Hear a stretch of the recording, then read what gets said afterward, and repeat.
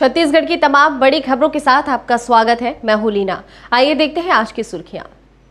High court ने राज्य सरकार से मांगा जवाब, तीसरी लहर को लेकर क्या है तैयारियां। इंतजार है लाल बत्तियों का, 1-to-1 मुलाकातों का दौर भी हुआ। छत्तीसगढ़ में जब्त की गई गांजे की सबसे बड़ी खेप, महासमुंद पुलिस ने पकड़ा लगभग 2.5 करोड़ का गांजा। और निजी स्कूलों में फीस के संबंध में हुई बैठक, नोडल अधिकारियों के नंबर होंगे नोटिस बोर्ड में। अब देखते हैं खबर विस्तार से।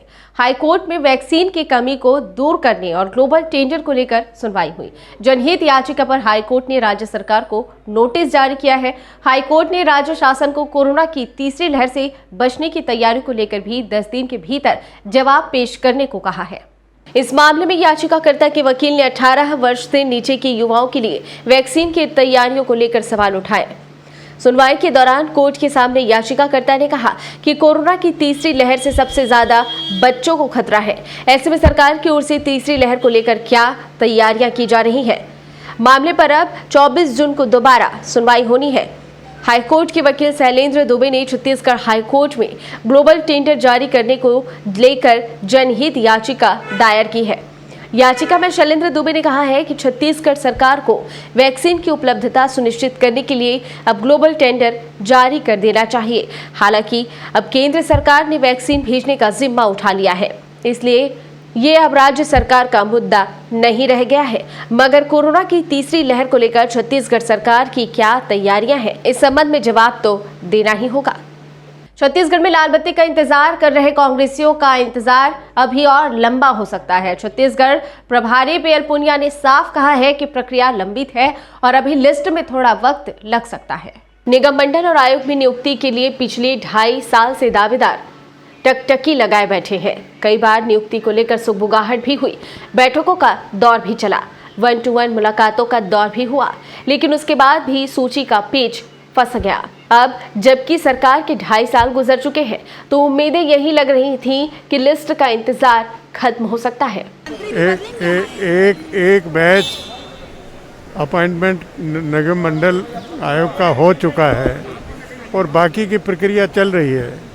यहाँ से अंतिम रूप देने के बाद फिर राष्ट्रीय अध्यक्ष श्रीमती सोनिया गांधी जी के अनुमोदन के लिए फिर प्रक्रिया में सम्मिलित है, तो उसमें समय लगता है। इसमें अब जो भी प्रक्रिया में लग जाए, जल्दी भी हो सकता है, देर भी हो सकती है। पीएल पुनिया के आने को लेकर भी दावेदार उत्साहित नजर आ रहे थे, लेकिन पीएल पुनिया ने जिस तरह से इंतजार के संकेत दिए हैं, उसने एक बार फिर से दावेदारों को मायूस कर दिया है। इससे पहले अपने 2 दिवसीय दौरे पर प्रभारी पीएल पुनिया आज रायपुर पहुंचे। उनके साथ 2 सचिव भी मौजूद थे। एयरपोर्ट पर निगम मंडल के दावेदारों और कार्यकर्ताओं ने प्रभारी और सचिव का जबरदस्त स्वागत किया, लेकिन दावेदारों का जोश उस वक्त ठंडा पड़ गया जब उन्होंने ये कह दिया कि प्रक्रिया अभी लंबित है और अभी समय लग सकता है।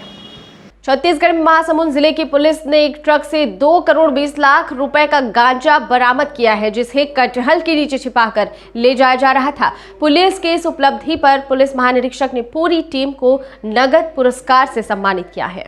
महासमुंद के एसपी प्रफुल्ल कुमार ठाकुर ने बताया कि उन्हें खरियार रोड महासमुंद के रास्ते गांजे की बड़ी खेप की तस्करी किए जाने की सूचना मिली थी। इसी के आधार पर कोमाखान थाने के टीआई एसपी सिंह को अलर्ट किया गया, जिसके बाद पुलिस की टीम ने टेमरी नाके में सर्चिंग की। इस दौरान पुलिस को यूपी के नंबर की एक ट्रक मिली, जिसमें काफी मात्रा में कटहल लदे हुए थे। इनमें से काफी कटहल सड़े हुए थे। पूछने पर ड्राइवर ने बताया कि वो कटहल यूपी के अलीगढ़ लेकर जा रहा है। इस पर शंका हुई और कटहल को हटाकर देखा गया। इसके नीचे भारी मात्रा में गांजे के पैकेट रखे हुए मिले। पीएस कोमाखान का मामला है। पीएस कोमाखान में अपना टेमरी बॉर्डर है, जहां से उड़ीसा का जो मेन बरगढ़ और भवानीपट्टनम का प्रमुख हाईवे रोड है, इस पर एक मुखबिर सूचना मिली थी, जिस पर से थाना प्रभारी कोमाखान सिद्धेश्वर सिंह अपने टीम के साथ वहां पे लगातार गाड़ियों की चेकिंग कर रहे थे। चेकिंग के दौरान एक यूपी पासिंग की गाड़ी आई, जिसमें प्रथम दृष्टया देखने से उसमें पूरा कटहल लूट था। ड्राइवर और कंडक्टर से पूछताछ की गई तो उन्होंने कोई संतोषजनक जवाब नहीं दे पा रहे थे कटहल कहाँ ले जा रहे हो। कटहल कुछ उसमें सड़े गले अवस्था में भी था। इस ट्रक में जवानों को चालक के अलावा एक और शख्स मिला। पूछताछ में इन्होंने अपना नाम देवेंद्र सिंह और गुड्डू जाटव और अलीगढ़ यूपी का होना बताया। ट्रक से गांजा निकाल कर तौला गया तब इसका वजन 11 क्विंटल निकला। पुलिस के मुताबिक जब्त गांजे की कीमत 2 करोड़ 20 लाख रुपए है। पुलिस को वाहन चालक ने बताया कि वे अलीगढ़ यूपी के माधवनगर के रहने वाले पवन बनिया के पास काम करते हैं, जो इलाके का काफी प्रभावशील व्यक्ति है। पवन ने उन्हें भवानीपटना के मुनीगुड़ा में ट्रक लेकर भेजा था और कहा था कि आगे नक्सली क्षेत्र है, वहां से 2 अन्य व्यक्ति ट्रक लेकर जाएंगे। मुनीगुड़ा में मिले 2 व्यक्तियों ने ही ट्रक पर गांजा और कटहल लाद कर उन तक पहुंचाया, जिसे वे लेकर अलीगढ़ जा रहे थे। और इस पर से माननीय से IG sir doctor Anand Chhabra sir द्वारा पूरी टीम को नगद 20,000 इनाम देने की उनके द्वारा घोषणा की गई है। और माननीय डीजीपी सर ने भी सभी टीम को उन्होंने बधाई प्रेषित किया है।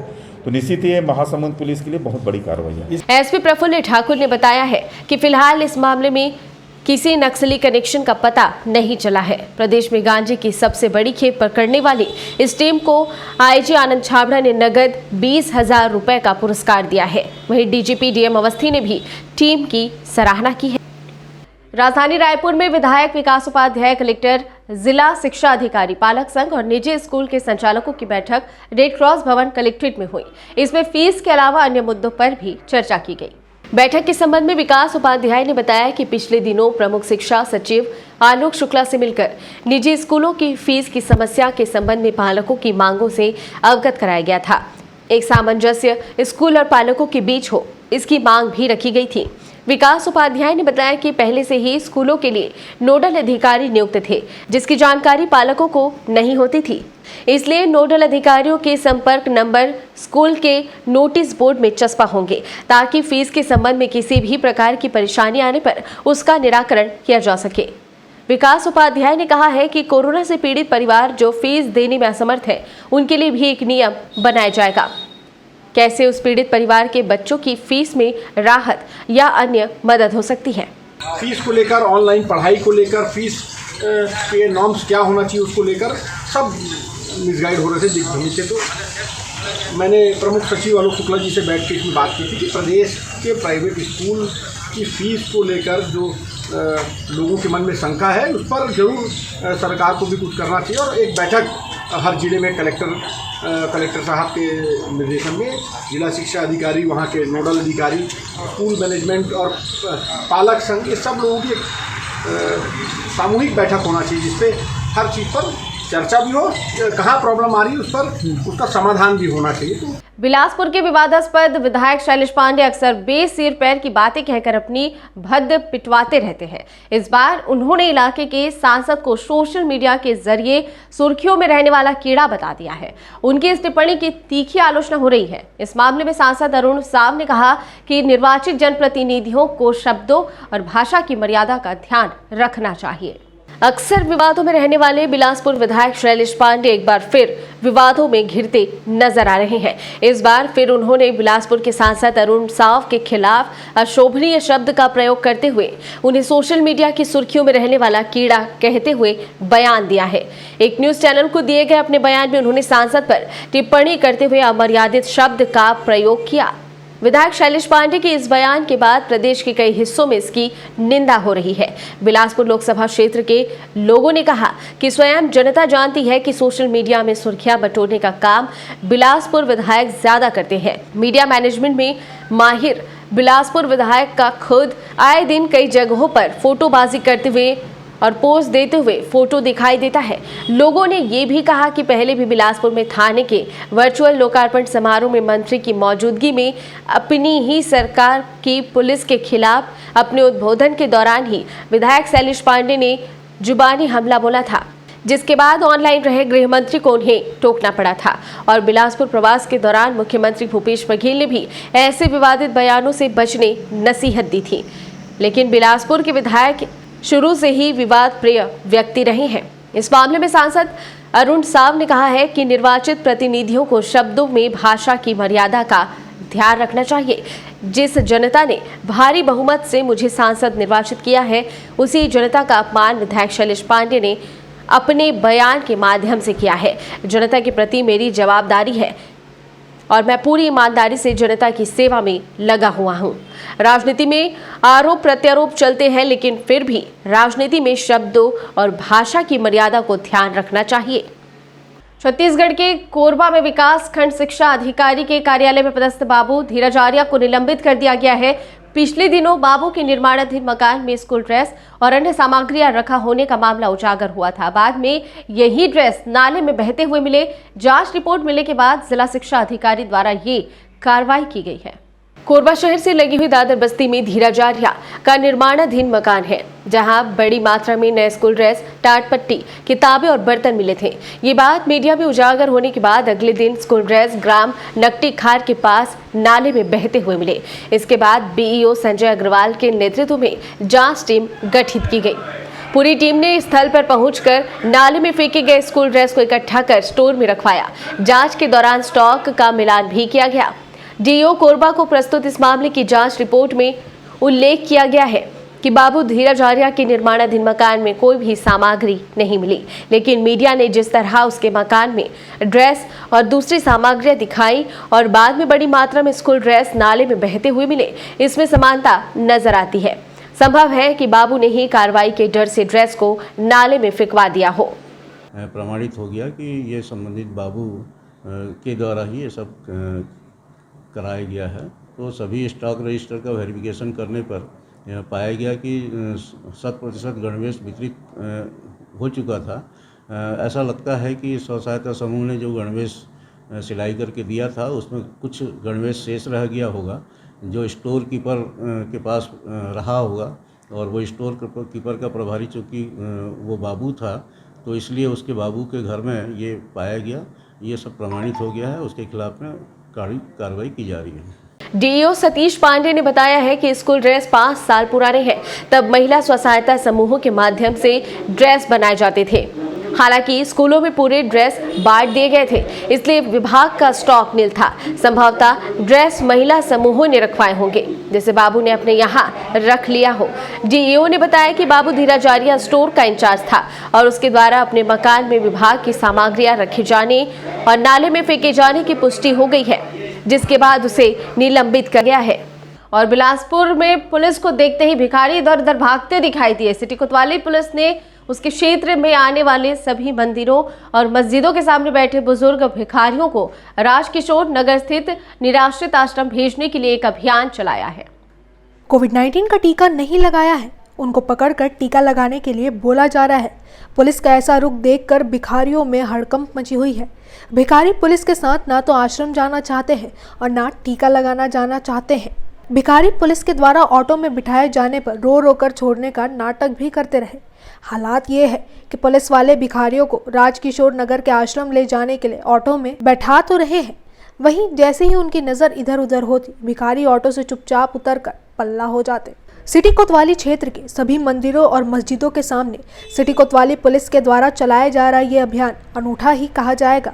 वृद्ध और वयोवृद्ध भिखारियों को आश्रम भेजने से उनके भोजन पानी और स्वास्थ्य की समस्याएं दूर होंगी।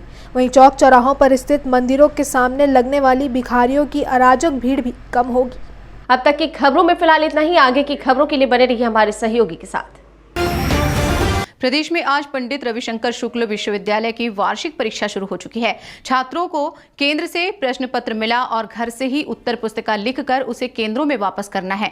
उत्तर पुस्तिका केंद्रों में जमा करने के लिए 5 दिन का समय दिया गया है। 5 दिन का समय खत्म होने के बाद उत्तर पुस्तिका जमा करने वालों की अनुपस्थिति कर दी जाएगी। टूल किट मामले में हाईकोर्ट ने पूर्व मुख्यमंत्री डॉक्टर रमन सिंह और भाजपा के राष्ट्रीय प्रवक्ता संबित पात्रा के खिलाफ दर्ज एफआईआर पर रोक लगा दी है। इस पर बीजेपी के प्रदेश अध्यक्ष विष्णुदेव साय का बयान सामने आया है। उन्होंने राजधानी के सिविल लाइंस थाने में दोनों के खिलाफ दर्ज एफआईआर पर विवेचना समेत पूरी कार्रवाई पर रोक लगाए जाने के निर्णय पर खुशी व्यक्त की है। उन्होंने इस फैसले को न्याय, लोकतंत्र, अभिव्यक्ति की स्वतंत्रता और सत्य की जीत बताया है। विश्व रक्तदाता दिवस के उपलक्ष्य में पंडित जवाहरलाल नेहरू स्मृति चिकित्सा महाविद्यालय द्वारा ब्लड डोनर मोटिवेशन के लिए राज्य स्तरीय सेमिनार का आयोजन किया गया। इस सेमिनार की मुख्य अतिथि राज्यपाल सुश्री अनुसुईया उइके, विशिष्ट अतिथि अधिष्ठाता चिकित्सा महाविद्यालय डॉक्टर विष्णु दत्त एवं chairman red cross society Sonmani Vora तथा कार्यक्रम के मुख्य वक्ता विभागाध्यक्ष पैथोलॉजी विभाग डॉक्टर अरविंद निरल थे। अधिष्ठाता डॉक्टर विष्णु दत्त ने स्वागत उद्बोधन दिया और सोनमणि वोरा ने रक्तदान के क्षेत्र में रेड क्रॉस की भूमिका का उल्लेख किया।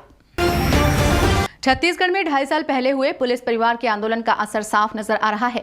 सरकार ने पुलिस परिवार के बच्चों को शिक्षा में मदद का वादा किया था, जो पुलिस विभाग के जरिए पूरा हो रहा है। कांग्रेस सरकार बनने के बाद विभाग ने पुलिस परिवार के बच्चों के लिए 3 योजनाएं उच्च शिक्षा के लिए कम ब्याज दर पर लोन, शिक्षा निधि और डीजीपी मेरिट स्कॉलरशिप शुरू की है। इनके तहत पिछले 2 वर्षों में 15,000 बच्चों को 10 करोड़ से अधिक की सहायता उपलब्ध कराई गई है। मुख्यमंत्री भूपेश बघेल के निर्देश पर गरियाबंद जिले के जनपद पंचायत छुरा के ग्राम सिधौली कमरपारा में रहने वाले 11 वर्षीय दिव्यांग छात्रा कुमारी गीता को समाज कल्याण विभाग द्वारा 1 सप्ताह में कृत्रिम पैर बनाकर दे दिया गया। बालिका गीता अब अपने पैरों से चलकर महिला तथा बाल विकास मंत्री अनिला भेड़िया से मिलने उनके राजधानी स्थित निवास पहुंची और तत्काल मदद के लिए मुख्यमंत्री और राज्य सरकार का आभार जताया। ऑक्सफैम इंडिया अपने मिशन संजीवनी अभियान के अंतर्गत कोरोना मरीजों के इलाज के लिए छत्तीसगढ़ को लगभग 6 करोड़ लागत की मेडिकल सामग्री और चिकित्सा उपकरण उपलब्ध कराएगी। स्वास्थ्य मंत्री टीएस सिंहदेव के सिविल लाइन स्थित निवास कार्यालय पहुंचकर संस्था के वरिष्ठ अधिकारियों ने उन्हें यह उपकरण सौंपे। मंत्री सिंहदेव ने ऑक्सफैम इंडिया द्वारा प्रदान किए गए मेडिकल सामग्री एवं उपकरणों के वाहन को अपने निवास कार्यालय से हरी झंडी दिखाकर गौरेला पेंड्रा मरवाही जिले के लिए रवाना किया। लोक निर्माण मंत्री ताम्रध्वज साहू ने राजधानी रायपुर के निर्माणाधीन गोगांव अंडर ब्रिज की प्रगति का जायजा लिया। उन्होंने निर्माण कार्य में देरी के लिए संबंधित ठेकेदार के प्रति नाराजगी व्यक्त करते हुए गुणवत्ता के साथ दिसंबर माह तक कार्य पूर्ण करने के निर्देश दिए। मंत्री साहू ने विभागीय अधिकारियों को निरीक्षण करने के निर्देश दिए। उन्होंने कार्यपालन अभियंता को प्रतिदिन, अधीक्षण अभियंता को प्रत्येक 3 दिन और प्रमुख अभियंता को हर 15 दिन में साइट का निरीक्षण का प्रगति प्रतिवेदन सौंपने के निर्देश दिए। भाजपा मानमंडल द्वारा प्रदेश नेतृत्व के आह्वान पर भूपेश सरकार के 2.5 साल पूरे होने पर उनके द्वारा किए गए तमाम झूठे वादे, भ्रष्टाचार एवं जन विरोधी नीतियों को लेकर विजयनगर में जनसंपर्क किया गया, जहां पर मतदाताओं ने भाजपा कार्यकर्ताओं से कहा कि कांग्रेस की भूपेश सरकार ने हर वर्ग के साथ धोखा किया है। इस मौके पर पूर्व जिलाध्यक्ष राजीव कुमार अग्रवाल, जिला मीडिया प्रभारी राजकुमार राठी, माना मंडल अध्यक्ष रविंद्र ठाकुर, कार्यालय मंत्री बिंदु महेश्वरी उपस्थित रहे।